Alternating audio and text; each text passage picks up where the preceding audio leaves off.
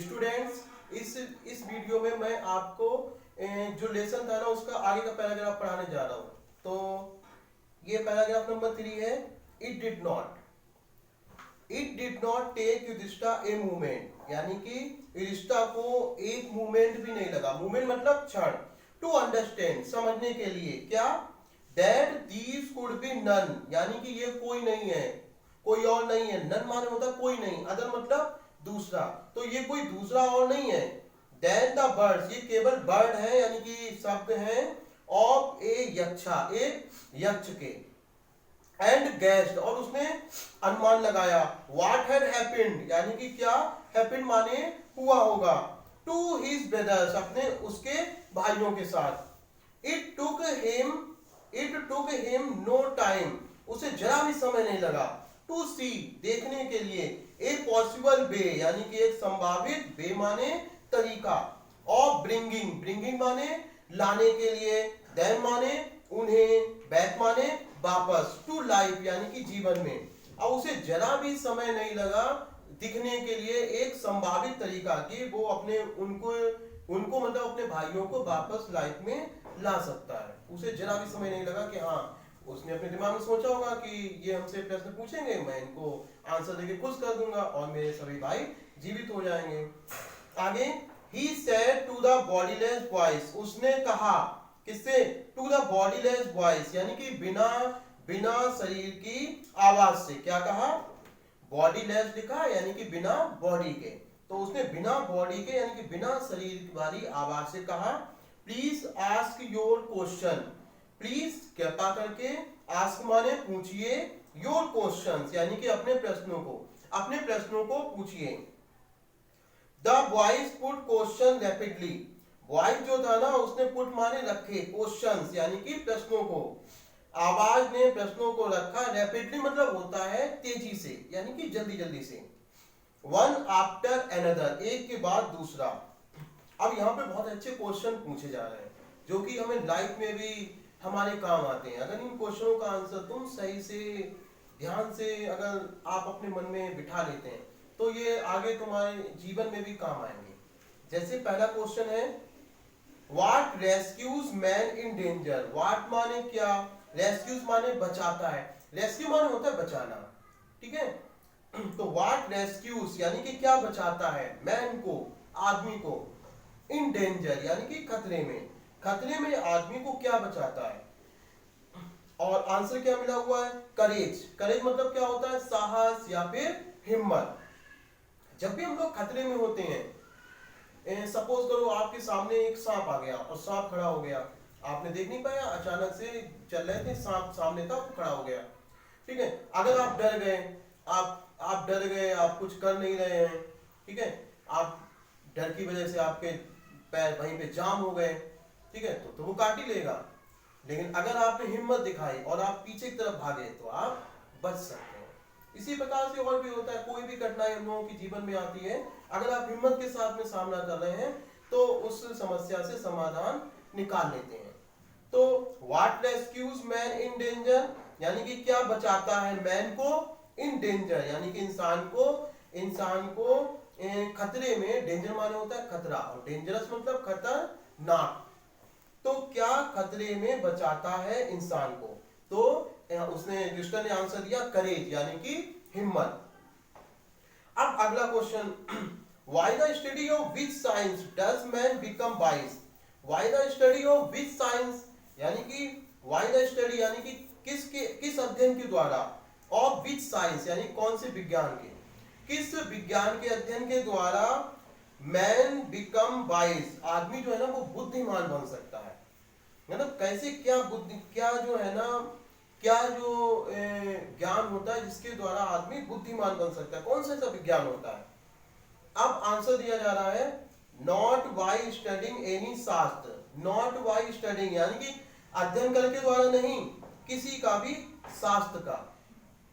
Not माने नहीं, by studying मतलब अध्ययन के, एनी शास्त्र यानी कि किसी शास्त्र का अध्ययन के द्वारा नहीं। डज मैन बिकम वाइज, आदमी बुद्धिमान बनता है। वो कह रहा है आदमी बुद्धिमान किसी भी शास्त्र के अध्ययन के द्वारा नहीं बनता है। It is by association with the great in wisdom. ये एसोसिएशन द्वारा होता है, यानी कि संगत द्वारा होता है। विद द ग्रेट यानी कि जो महान लोग होते हैं, इन विजडम यानी कि बुद्धिमानी में, जो बुद्धिमानी में महान लोग होते हैं उनकी संगत के ही द्वारा हो जाता है। दैट ही गेट्स विजडम, जिससे वो विजडम को प्राप्त करता है, यानी कि बुद्धि को प्राप्त करता है। अगर आपकी संगत अच्छी है, अगर आप जो है ना, आप भले ही बहुत ही कमजोर है पढ़ने में, लेकिन आपकी संगत अच्छी है, मतलब आप पढ़े लिखे जो बहुत ही होशियार स्टूडेंट है उनके साथ में रहते हैं, तो वो अपना काम करते रहते, पढ़ते रहते हैं, आप बैठे रहते हैं, तो कभी ना कभी ऐसा जरूर होगा कि आपका मन होगा कि ये लोग पढ़ रहे हैं तो हम भी पढ़ें। तो आप खुद उनसे पूछोगे कि ये नहीं आ रहा मुझे, आप ये बता दो, तो वो लोग बता देंगे। तो उनकी संगत में रह के आप भी सही हो जाओगे। और अगर आप अच्छे हो और आपकी बुरी संगत है, तो बुरी संगत में रह के वो कुछ गलत काम कर रहे हैं, आप कहेंगे नहीं हम तो नहीं करेंगे, मैं तो अच्छा हूं, मैं नहीं करूंगा। लेकिन एक ना एक दिन जरूर ऐसा आएगा कि आप भी उन्हीं की संगत में काम गलत करने लगोगे। तो कहने का मतलब ये है कि अच्छी संगत जो होती है ना, वही विजडम को प्राप्त कराती, कोई शास्त्र नहीं। ये आंसर दिया युधिष्ठिर ने। द यक्षा आस्क्ड, अब यक्षा ने फिर पूछा, द यक्षा आस्क्ड, यक्ष ने पूछा, what is the swifter than the wind. What is the swifter यानी कि क्या ज्यादा तेज है, देन द विंड, विंड की अपेक्षा यानी कि हवा की अपेक्षा क्या ज्यादा तेज है। आंसर मिल रहा है माइंड।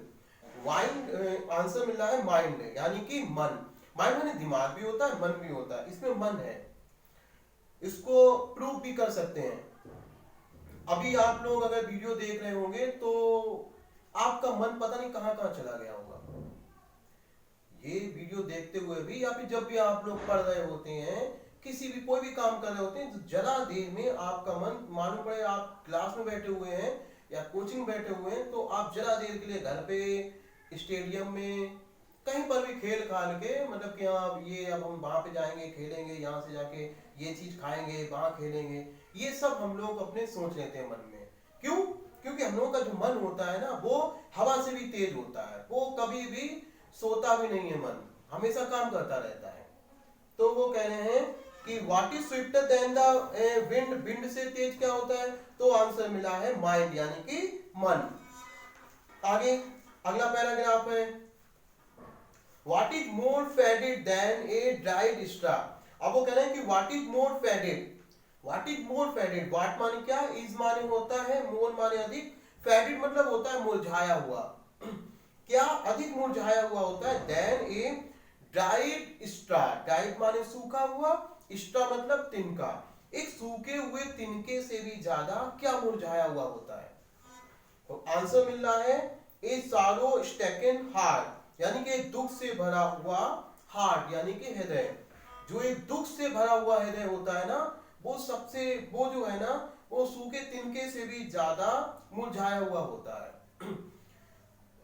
आपको एग्जांपल देके बता रहा हूं, जब कोई मर जाता है, जैसे किसी लेडीज का हस्बैंड मर गया, ठीक है, या फिर किसी का बच्चा मर गया, तो कई लोग जो बहुत सारे लोग उसमें जाते हैं डेड बॉडी में, तो वो केवल फॉर्मेलिटीज के लिए जाते हैं कि वो हमारे में आए थे हम उनके में जाएंगे, तो वो जाते हैं फॉर्मेलिटीज करके चले जाते हैं, फिर अपना किसी को दावत में जाना है वो दावत में जाता है, किसी के यहाँ बर्थडे है वो बर्थडे करता है, तो वो फॉर्मेलिटीज होती है। बट जिसका हस्बैंड मर गया है, वो जो लेडीज होती है, उसका जो हार्ट होता है ना, वो सारो स्टेकिन हार्ट होता है, यानी उसका हार्ट जो होता है ना, वो सूखे तिनके से भी ज्यादा मुरझाया हुआ होता है।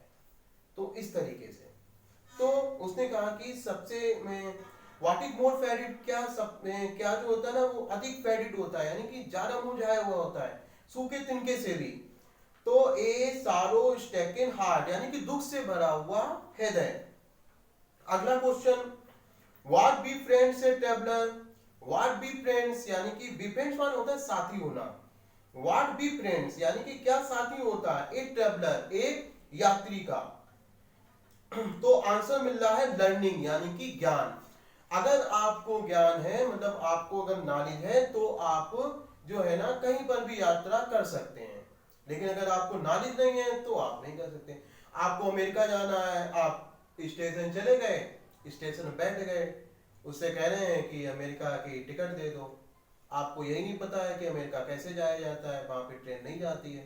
तो कहने का मतलब ये है कि अगर आपको नॉलेज है कि हाँ हमको कैसे करके जाना है, कैसे करके नहीं जाना है, ठीक है, तो उस प्रकार से हम लोग जो है ना कहीं पे भी जा सकते हैं। तो लर्निंग यानी कि ज्ञान, उसने आंसर दिया, ठीक है।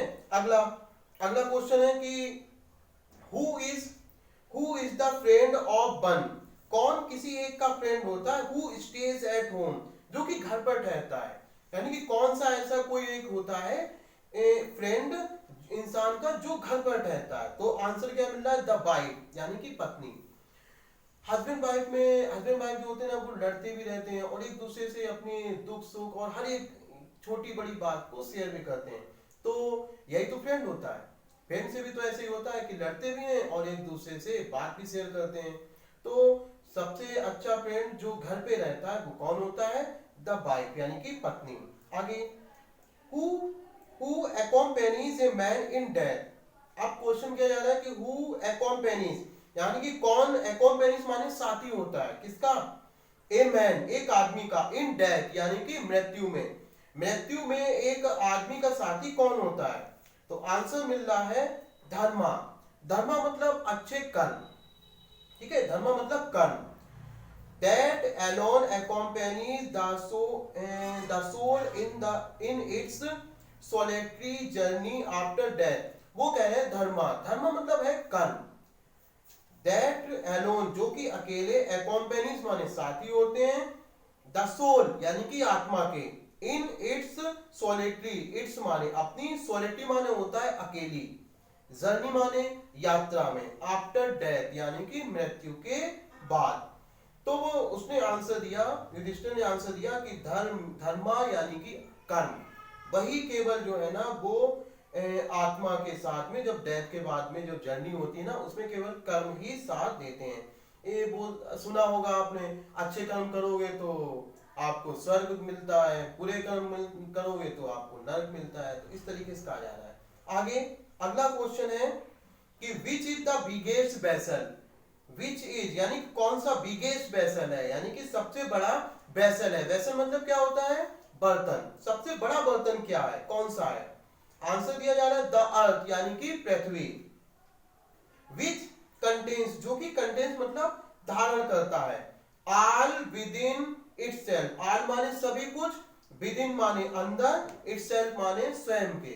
उसने कहा पृथ्वी सबसे बड़ी वेसल होती है यानी कि बर्तन होता है जो कि सभी कुछ अपने अंदर ग्रहण करता है। इज द ग्रेटेस्ट वेसल, ये सबसे बड़ा वेसल होता है। अगला question, what is happiness, happiness क्या है। हैप्पीनेस मतलब खुशी। तो व्हाट इज हैप्पीनेस यानी कि खुशी क्या है। तो आंसर मिल रहा है कि happiness is the result of good conduct. Happiness is माने है, द रिजल्ट माने परिणाम किसका, गुड कंडक्ट यानी कि अच्छे आचरण का। कंडक्ट माने होता है आचरण। तो वो ये कह रहे हैं कि खुशी क्या होती है। तो आंसर युधिष्ठिर ने ये दिया कि अच्छे आचरण का जो परिणाम होता है वो खुशी होता है। जब आप अच्छे आचरण करोगे तो जो आपको परिणाम मिलेगा उस वही खुशी होता है।